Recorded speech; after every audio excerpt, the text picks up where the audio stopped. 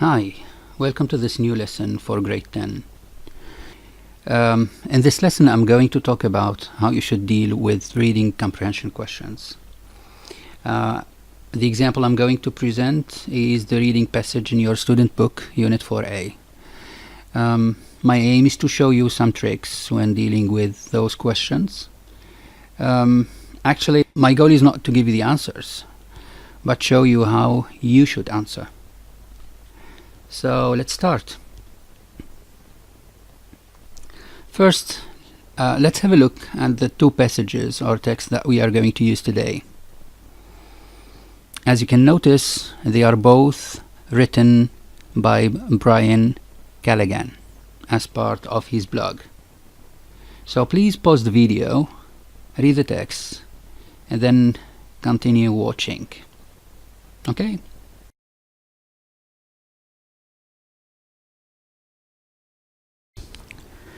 Let's start with question number 1.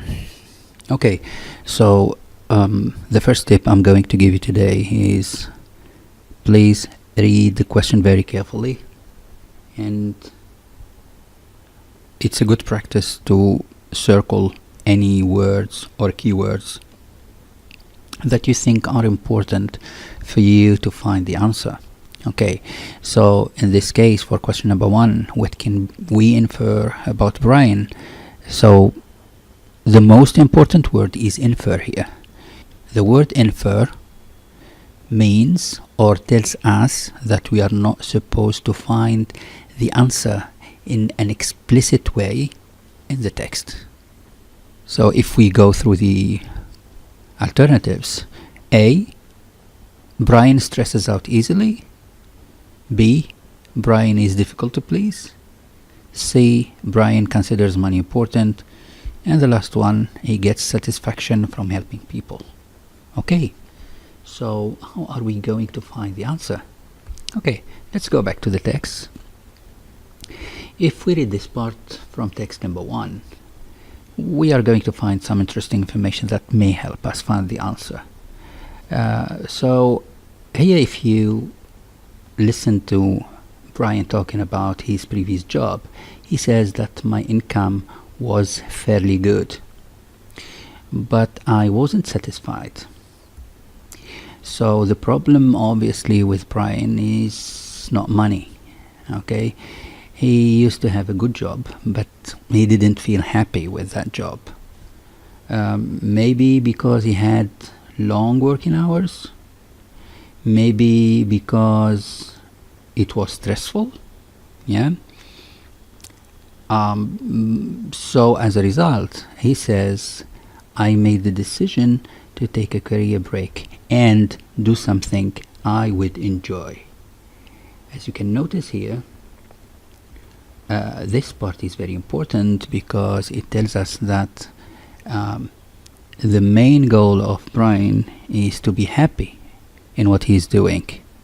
Okay, let's see if we have got other evidence. This paragraph from the second text tells us or gives us an idea about the relationship that was between Brian and his new students. Talking about the students, he says, they made me feel so important. So again, the work with the kids gave him that sense of joy, of happiness. The last evidence, Brian says, being in a classroom with students who are so motivated to learn is a wonderful experience.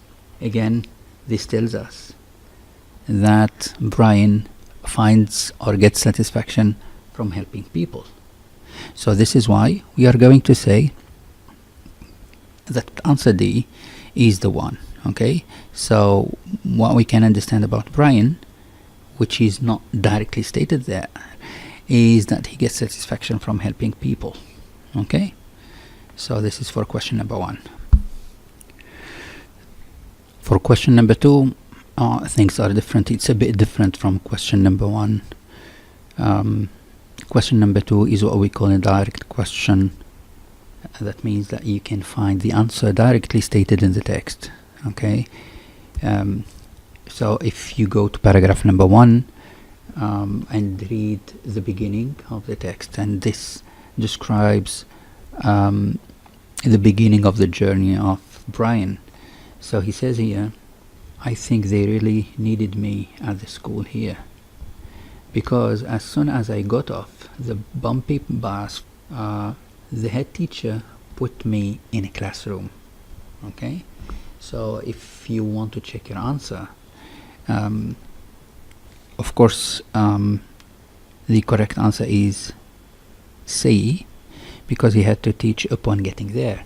So if you want to check our answer, we have got upon here is nearly the equivalent of as soon as. Okay, so he had to teach upon getting there, as soon as I got off the bumpy bus. Question 3. What is true of the trip to the center? This question wants us to find relevant information about the trip, so it's a good idea to try to find the paragraph in which we are going to find the answer. And if we read the text carefully again, we are going to notice that paragraph number 4 is going to be the spot in which we are going to look for the answer. So as you can see here, line 2. A few days ago, the head teacher encouraged me to take a trip. This part of sentence shows that answer A is the correct one. It was the head teacher's idea. And of course, you can notice that if you want to check your answer again, if you look at answer D, you have got the writer was forced to take the trip, which is not correct, of course, because this is the total opposite of the word encouraged. So it's a good idea, after you decide about the answer, to check your answer or to compare the other alternatives with what is contained in the paragraphs. Okay, let's move on to question number 4. How long is Brian staying in Tawau? A year, 5 weeks, 3 weeks, 2 weeks? The answer is going to be found in paragraph number 5. So paragraph number 5, in the beginning, you can read, my first 2 weeks in Tawau have passed by quickly, and I'm sure the next 3 will fly by. Such type of questions sometimes proves to be tricky, because we have got 2 pieces of information here. So we have got the 3 weeks here. You're going to find it in the paragraph. 2 weeks, you are going to find it in the paragraph.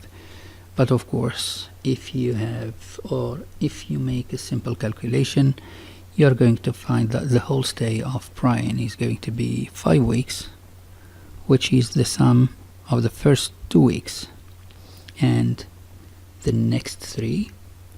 So if you sum them, you are going to have the 5 weeks. So answer B is the correct one.